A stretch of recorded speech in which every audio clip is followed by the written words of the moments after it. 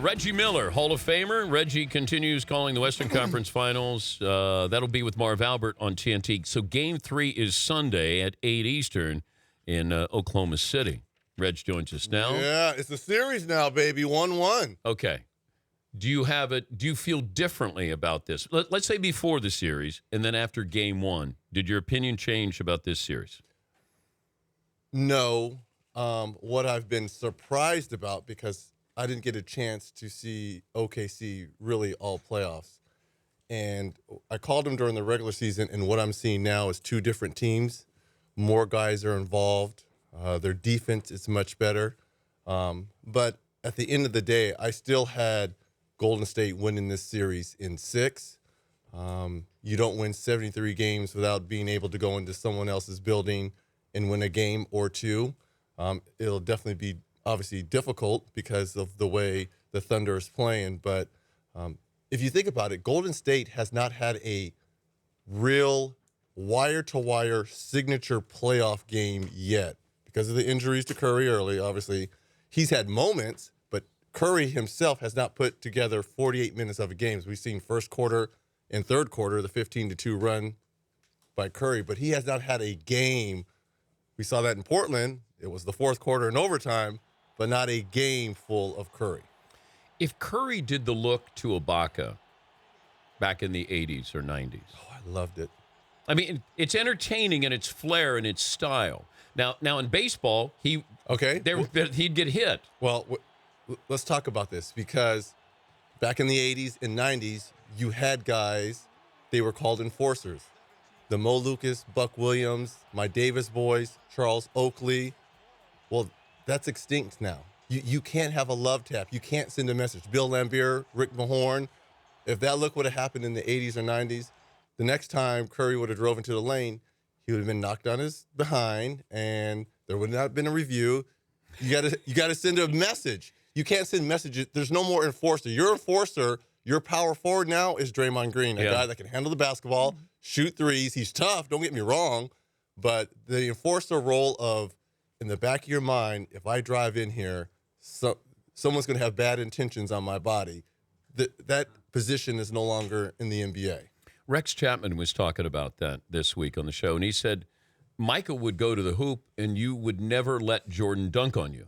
You had to hit him. Right. And he knew that if he went to the hoop, he was going to get hit. And he kept going because that was his game. Yes. And in today's game, with review, with suspensions, with fines, in the back of players' minds, it's not really worth it. They've taken that all, the physicality they've taken out. The hand checking, the arm bar, the physical play, it's gone. Explain to me the so-called transparency with telling us when they've made mistakes in the final 2 minutes. I don't like it. Because it's not good for the refs. No. I don't know how it's good for the game. And the only thing I'd want to know is, are the same officials making these mistakes? Is there a tabulation? Is there a sheet that says these guys aren't among the best referees? Is there, like, what is the price anybody's paying with any of this? I'm sure the league office is tracking which officials are making these calls. But let us in on that as well. Well, if you're going to have transparency, say this particular ref has done this X amount of times. Yes. No, I think they're doing these officials a disservice by coming out with that 2-minute report, because what about the other 46? There's missed calls during that as well. And as a player, as a coach, as a fan, don't tell me what I already know. Don't tell me when Ginobili gets a forearm shiver to the chest, something didn't happen when the official is looking right at him, counting him. How can Mark Davis, the official, miss that call? The excuse was he was counting off and looking at his feet. Well, if he's looking at his feet, he should have seen that Ginobili crossed the line. Sure. So there's the first violation. Why didn't you call that? Or Westbrook traveling.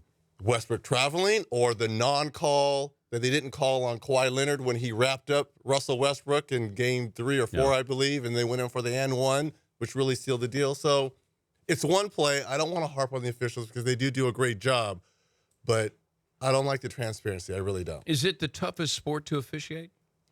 It is, just for the simple fact, you could give a star player 1 or 2 fouls, and that can change the outcome or the look of how you want to approach a game. So if an official is having one of those tough days and he gives a a Michael Jordan, 2 quick fouls in the first quarter. Well, that's going to affect how the Bulls play the rest of the way. Is LeBron being officiated differently? In what way? Because he's not getting to the free throw line?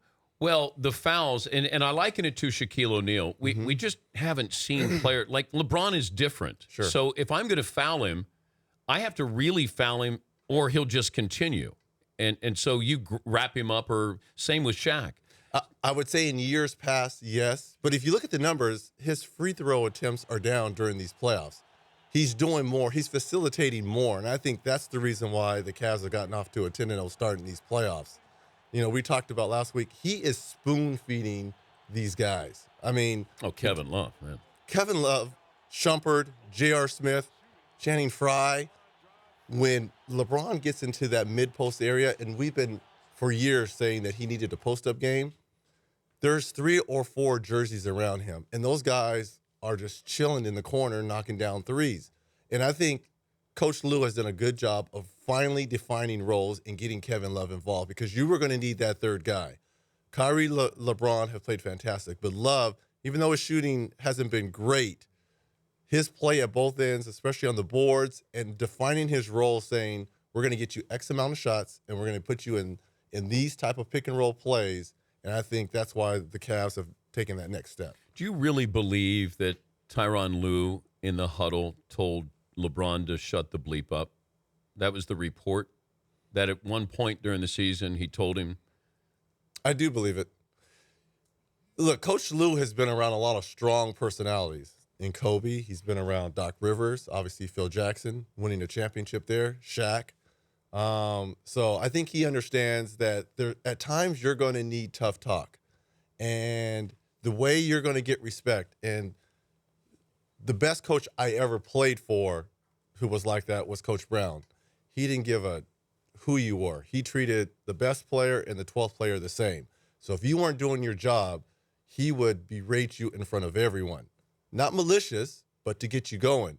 And if the 12th man sees that, he's going to bust his behind just as hard as the first guy.